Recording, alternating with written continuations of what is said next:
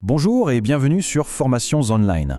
Aujourd'hui, on va s'attaquer à des notions d'économie qui peuvent sembler un peu théoriques, mais vous allez voir, ce sont en fait des outils très concrets et même essentiels pour votre futur métier de technicien en économie sociale et familiale. Alors, on plonge direct dans le vif du sujet avec la grande question qui nous anime. Est-ce que l'économie et le social peuvent vraiment marcher main dans la main? Est-ce que l'économie peut être une alliée? C'est ce qu'on va explorer ensemble. Ok, pour commencer, il faut absolument poser les bases. On va d'abord regarder comment fonctionne ce qu'on appelle l'économie classique. Comprendre ses fondations, c'est la toute première étape pour pouvoir agir efficacement par la suite. Bon, à l'origine de toute production, il y a l'humain, l'effort humain. Que ce soit l'effort physique d'un artisan ou l'effort intellectuel d'un concepteur, c'est la première brique fondamentale. C'est ce qu'on appelle le facteur travail. Ensuite, à cet effort humain, on ajoute ce qu'on appelle le capital. Et là, petite précision importante, quand on parle de capital ici, on ne parle pas juste d'argent. Non, il s'agit de tout ce qui dure et qui sert à produire. Les machines, les outils, les bâtiments, les ordinateurs, bref, tout le matériel.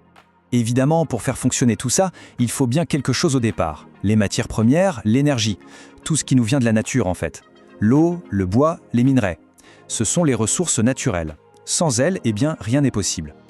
Et enfin, il y a la dernière pièce du puzzle qui est peut-être la plus importante aujourd'hui, l'innovation et le savoir-faire. C'est un peu le cerveau de l'opération. Toutes les nouvelles idées, les nouvelles techniques qui permettent de faire les choses mieux, plus vite, plus intelligemment. Alors, quand on combine tout ça, le travail, le capital, les ressources, l'innovation, qu'est-ce qu'on obtient? On obtient ce qu'on appelle la valeur ajoutée. C'est un concept clé. C'est la richesse qui est réellement créée. Pensez à un boulanger. Il achète de la farine, de l'eau. Ça, ce sont ses consommations intermédiaires. Il transforme tout ça en pain qu'il vend plus cher. La différence, c'est ça, la valeur ajoutée. D'accord, maintenant qu'on a vu les ingrédients, voyons un peu qui sont les cuisiniers. Qui fait tourner cette grande machine économique et comment tous ces acteurs interagissent. En gros, on peut identifier 4 grands groupes d'acteurs. Il y a les entreprises, dont le rôle est de produire, les administrations publiques, l'État, les mairies, qui sont là pour organiser et réguler, les institutions financières, comme les banques, qui font circuler l'argent. Et bien sûr, on n'est pas seul au monde, il y a le reste du monde avec qui on échange. Et ce qui est fascinant, c'est que tout ce petit monde est connecté dans une sorte de boucle. Regardez, les ménages travaillent pour les entreprises qui en échange leur versent un salaire. Avec ce salaire, qu'est-ce qu'on fait? On achète les produits fabriqués par ces mêmes entreprises. Vous voyez le cycle? La dépense de l'un devient toujours le revenu de l'autre. Ok, ça, c'était le modèle, disons, traditionnel. Mais ce n'est pas le seul qui existe. Et c'est là que ça devient vraiment passionnant. Il y a une autre façon de penser l'économie, où l'humain est remis au centre du jeu.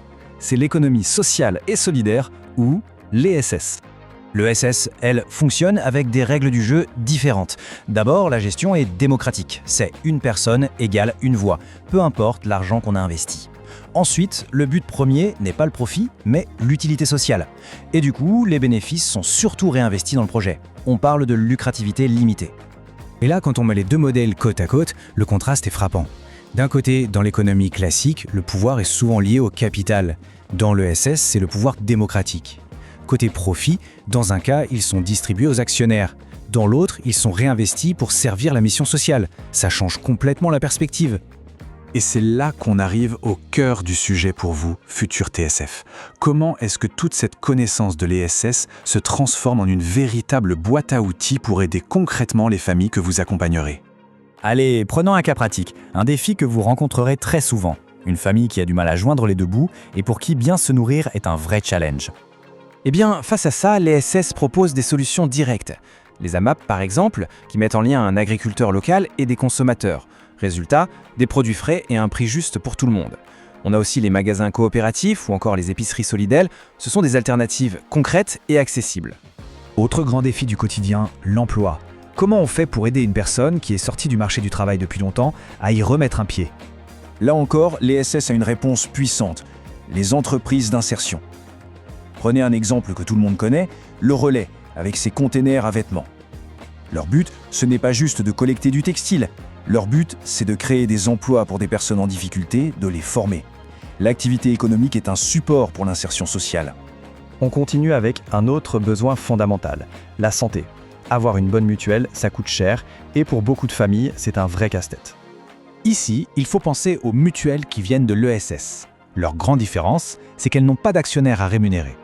Du coup, si elles font des bénéfices, elles peuvent les utiliser pour baisser les cotisations ou pour financer des actions de prévention. C'est un cercle vertueux. Bon, mettons tout ça en pratique. Imaginons une personne, appelons-la Madame Martin, qui vient vous voir. Elle est un peu dépassée et vous expose ses problèmes.